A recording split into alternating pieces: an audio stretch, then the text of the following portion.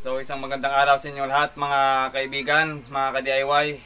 So isang magandang araw sa inyo lahat at nagpapasalamat ako sa mga sumuporta sa ating channel, yan, sa ating munting channel, yan.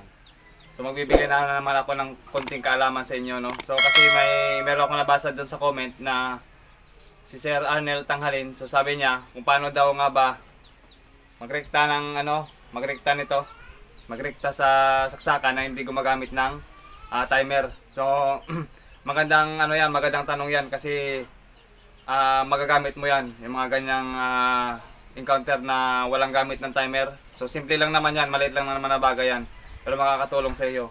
So hindi nagtatapos doon sa rektang 'yon. Nairerekta natin basta-basta lang. Hindi doon nagtatapos kasi maaring bumili ka ng motor pagkatapos mong saksak sa ating saksakan sa ating 220 volt 'yan. Maaring bumili ka ng bagong motor kapag nagkamali kapag sinaksak mo. Yan. So kailangan mapabago man, mapamalumang motor, kailangan dumaan sa pagtest ng ating tester. Yan. Mapabago, mapaluma, kailangan dumaan sa tester. Or kung bago man binili nyo, kapag meron siyang leak or merong kulang yung reading niya, ibig sabihin, wag mong isaksak kasi ibalik mo yun doon kasi merong siyang bumago yung reading niya. Sa washing machine lang yun sa washing machine motor. Kapag bumago ang reading, ibig sabihin, wag mong ituloy isaksak. Yan, wag mong ituloy. Papaliwanag ko yan dito kasi meron dito ang nakandang board yan. Yan ang magpapaliwanag dito na pwede siyang isaksak direkta na walang timer. Yan. Isa rin yan sa mga failure, isa yan sa mga dahilan kung bakit pagsaksak, putok. Yan. So, Sir Arnel, so ito na ang request mo. Yan. So, pagpasensyahan mo na kasi late upload kasi busy tayo sa work. Yan, may trabaho tayo. So, sinaglit ko lang para maibahagi ko tong, ma-share ko tong mga bagay na mas lalo makakatulong sa iyo at makakatulong na din sa mga baguhan pa lang na nag-aayos ng mga washing machine niya or nagdi-DIY ka. Yan. So maraming salamat at simulan na natin to. Kaibigan, kung sino man ang nakadalaw sa channel nito, paki-subscribe na lang at paki-hit yung notification bell para updated kayo sa mga bago nating repair or bago nating upload na video. So magsi-start na tayo ngayon. Ito na. So ito na ang ating motor. So kung mapapansin mo, itong motor na ito, itong sign ng M. Itong sign ng M na ito yung black, ito yung common niya. Itong dalawang to, itong kapasitor. Kasi ito yung sign na maliit, yung dalawang guhit na yung maliit. Yan yung dalawang yellow, dalawang kapasitor yan. Ito yung forward and reverse. Yan. Starting, running. Yan. Forward, reverse, kapasitor, pareho lang yan. Pareho lang itong mga to. Itong black na ito yung magiging common mo kasi yan humahawak yan ng fuse dito sa loob. Kahit wala namang diagram na kaya naman, naituro ko na naman kung paano i-read itong itong ating motor. Yan. Naituro ko na sa unang vlog ko. So sinusure ko lang dito. Yan. So black yung common, dalawang kapasitor na yellow. Yan. So ito na, ida-direct muna natin. Bago natin i-direct, i-test muna natin kung tama nga ba yung ating reading. Yan. Kung tama yung ating reading. Okay. So meaning, yung black yung common ito. Ito yung black. I-set mo sa times 10. Ayan times 10. Yan na yan. Times 10 tapos i-zero mo lang. Zero mo lang. Calibrate mo 0. Yan. Calibrate na siya sa 0. Yan. Hawakan mo tong itim kasi naka-indicate naman doon yung black, yung common. Itong black. Ibig sabihin lang, kapag ma-read mo ito, mago naman siguro yung aking tester. Mago naman ang calibrate. Medyo marte ng minsan. Ayan. Aba? Mabago kunti ang aking tester. So pagpasensyahan nyo na. So yan. Naka times 10 tayo. Ayan. Pag check mo yan, tumuro siya sa 2.5 malapit siya sa 3. 2.5, 3. Yan. Kahit wag mo nang gamitin itong multiplier na ito, okay lang. Basta na-select lang siya sa times 10, kahit wag mo nang i-multiply yung na-reading mo. Okay na yon. 2.5 kasi motor lang naman ang re-reading mo. Hindi na, kung sa mga resistor, yan, pwede mong i-gamit ito. times 10 mo kagad. Kailangan mo ng mga times 10 o times 100 dyan. So times 10 lang siya. So okay na yung reading na yan. Na 2.5. Yung naituro niyang reading, okay na yan. Walang problema dyan. 2.5. Yan. So, yung common dito, tulit natin. Yan, 2.5. Kailangan 2.5 rin ito. Yan. Kailangan 2.5 rin. Yan. 2.5 rin itong dalawa. Kailangan mag-match yung reading nitong dalawang to. Yan. Kapag 2.5 to, 2.5 ito, meaning 2.5 plus 2.5 is equal to 5. Kaya makaka-reading tayo ng 5. Yung mataas na reading na yan, yung para sa bayan, 5. Malapit sa 5. Ibig sabihin, buo ang motor nito. Ngayon, kung bago mo siya i-direct sa saksakan, payo ko sa inyo kung mga newbie, payo ko sa inyo, kapag naka-reading ka ng ganito, ganito ha. So, 2.5 yung na-reading mo. Bumago na naman yung aking tester, calibrate. Kapag 2.5 yung na-reading mo dito sa kabila, tapos dito naman 1.8,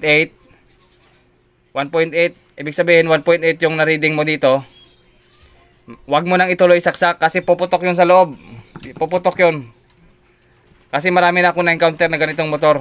Kapag kumulang yung reading, yung kabila ay 2.5, tapos 1.8 lang or 2, medyo alanganin pa yung 2 na yan. Kasi 1.8 talaga yung pumuputok or 1 yung reading. 2.5 nga sa kabila, dito naman 1 yung reading or 1.8. Automatically, pag sinaksak mo sa direct, pag dinirect mo sa saksakan, putok yun sa loob. Meaning, meron yung sorted dito sa loob. Sa mga winding yan, dito may mga ano yan dito, may mga spot. May mga spot yan dito na dumidikit kaya lumiba yung mga reading nila. Kaya wag mo nang ituloy, buksan mo. Kapag luma, kapag bago wag mong buksan kasi may mga warranty pa yon. Mga motor pwede mo maisauli yon kapag ano ng reading. Bumago lang ng reading ang isa, meaning bumago lang dito sa dalawang to, wag mo nang ituloy i-direct. Yan. Halimbawa dito, doon sa board. So yon. Pasensyahan nyo na ha. Yung isa, nakaread tayo dito ng 2.5. So, 2.5. Yan, ibig sabihin 2.5 yan. 2.5 yan. So, meaning, nakaread tayo ng, dito yung read. Tomorrow yung read dito. So, 1 kasi ito, 1, 1.2, 1.4, 1.6, 1.8. Dito yung, tester. Sa 1.8 yan. 1.8 yan. Kasi, 0.2 yung maliliit na yan. Ipa-plus mo lang naman yan habang tumataas yung ipa-plus mo lang naman yan. Halimbawa ito 1, 1.2, 1.4, 1.6, 1.8. Kapag 1.8 yung reading ng isa at saka isa ay 2.5, ibig sabihin may diferensya ang motor mo. Tandaan, kapag bumago ang reading, ibig sabihin may diferensya yung motor mo. Huwag mo nang ituloy isaksak. Yun. So balik tayo dito sa motor. So okay rin naman ang reading nito. Okay na naman ang reading. Nagmatch naman yung reading ng dalawang forward at reverse. Nagmatch naman yung sa ating starting capacitor. Starting capacitor, forward at reverse, pareho rin yan. Walang pupuntahan, doon pa rin yan. So lagyan natin ang capacitor yan. Ganito lang man yan, madali lang yan. Yung common, matitira yan kasi walang pupunta yan. Talagang sasaksakan talaga yan. So ganito yung mag-direct. So meaning, na-test natin, good naman itong motor na to. Wala naman siyang kulang na reading. Kapag may kulang kasi na reading, mangamba ka na. Huwag mo nang ituloy pa na isaksak kasi puputok yun. Yan. Based naman yan sa mga experience ko guys. Kaya ito naturo ko. Yan. Kasi, ayan. Ganyan lang ang setup niyan. Para sa kapasitor. Walang pinagkaiba yun sa mga single type. Yan. So, lagyan natin ng ito. Lagyan natin ng saksakan ng plug. Ito plug. Yan. Kung kayo magre-rekta, yung isa, yung line 1, line 2, line 2, line 1, kahit saan nandiyan ang line mo, nandito yun sa common na. Yan. Yan. Ngayon, so, kunin ko na lang muna to. Yan. Mabilisan na naman ito guys. Yan. Lagyan natin ng tape muna. Lagyan mo na tape. Nabilis ang tape lang. Okay lang yan.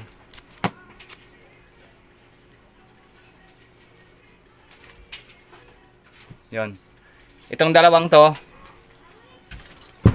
saksak natin dito.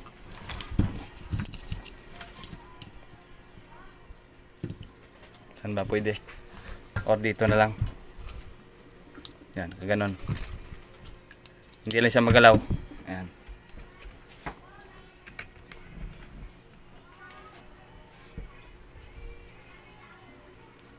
Yan, ito na yung form niya.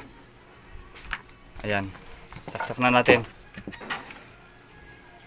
Tandaan, itong kabila. Yung kabilang ito. Yan, nakaganon yan. Kapag kayo magtitesting, ilagay nyo ng ganito, tape. Papakita ko lang muna kung paano siya gumana dito. So, paano gumana yung forward at yung reverse niya. Forward and reverse. Dito sa dalawa kasi yung forward at reverse. So, ganitong gagawin ko. Yung isang dito galing sa line 1 and line 2. Yung line 2 pumasok or line 1 man tawagin, pumasok sa common. Yung natitira tong line, ito yung magte-test dito. So, na-test mo na yung motor doon sa ating tester, okay na naman. Hindi naman bumago yung reading niya. Ibig sabihin, pwede mo yung kalibain to. Forward, reverse, forward, reverse. Itong isa nito, ito yung ididikit mo dito sa dalawa. Yan. Para mag-test ka nga na walang gamit ng timer. So ganito yan. Saksak ko. Yan. Saksak ko na. So ganito yan. Titingnan tong blue. Ididikit ko dito sa isang wire. Sa kapasitor. Yan. Sa starting. Yon. Yan. Kapag magte-test kayo, kung hindi kayo sigurado sa reading nyo, pitik-pitikin mo lang ganito. Yan. Meaning yan, pitik-pitik lang ganito. Yan. Yan. Yan ang forward. Forward nga yan. Forward. Ito naman yung reverse. Ito isa. Yan. Forward. Reverse. Yan. Forward.